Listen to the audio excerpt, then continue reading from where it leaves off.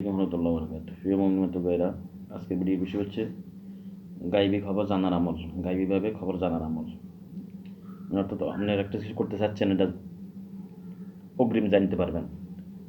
অর্থাৎ একটা অজানা জিনিস, সেটাও জানতে পারবেন এই আমলের মাধ্যমে।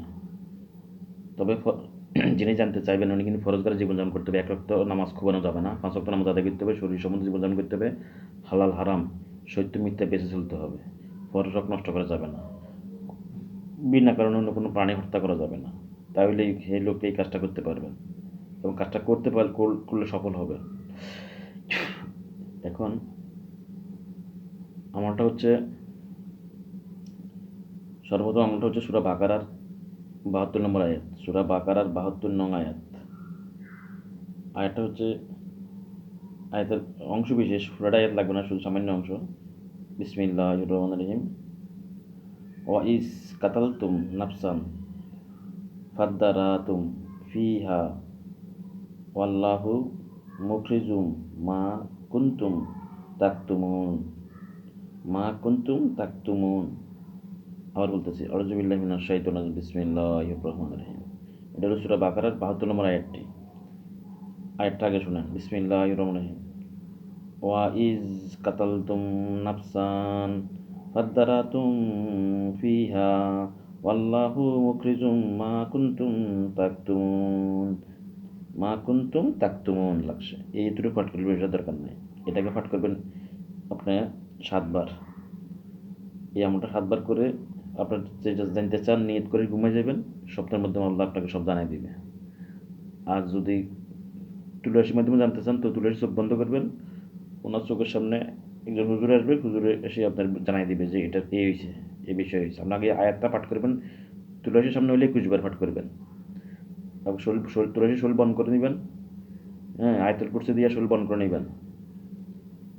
সেল কাপ না দেয়ালে দিয়ে শরীর বন্ধ করে নেবেন। আয়াতুল কুরসি দিয়ে বন্ধ করে নেবেন। ইয়া হাফিজ যদি বন্ধ করবেন, সূরা ইয়াসিন 9 নম্বর আয়াত দিয়ে শরীর বন্ধ করে নেবেন। তো এরপরে এটা আমল করবেন।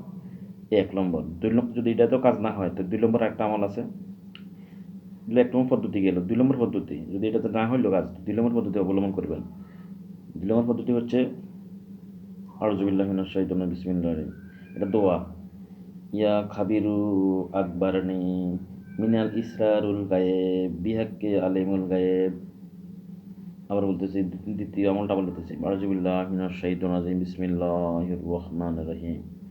ইয়া খাবিরু আখবারনি, ইয়া খাবিরু আখবারনি, ইয়া খাবিরু আখবারনি মিনাল ইসরারুল গায়েব, মিনাল ইসরারুল গায়েব বিহাক্কে আলিমুল গায়েব, বিহাক্কে আলিমুল গায়েব। আপনারা ভালো করে বোঝার জন্য এটা বারবার বললাম। ডায়েরিতে লিখে নিন আপনারা কষ্ট করে একটু। আপনি লিখে দিতে পারেন, এই জন্য সরি, দুঃখিত। তো দোয়া করবেন যেন আল্লাহ তৌফিক দান করুক আরও ভালো মানে করার জন্য, ভালো মানে ভিডিও দেওয়ার জন্য। এখন তো সাধারণভাবে দিচ্ছি আর কি। সবই আল্লাহর ইচ্ছা, আমার কোনো ইচ্ছা নাই। সবই আল্লাহ করে। আমার কোনো নিজস্ব কোনো ক্ষমতা নাই, আমার কোনো পাওয়ার নাই। সকল মস্ত পাওয়ারের মালিক একমাত্র আল্লাহ সুবহানাহু ওয়া তাআলা। উনি যা চায় তাই হবে, উনি যা করে তাই হবে, উনি যা চাইবে তাই হবে।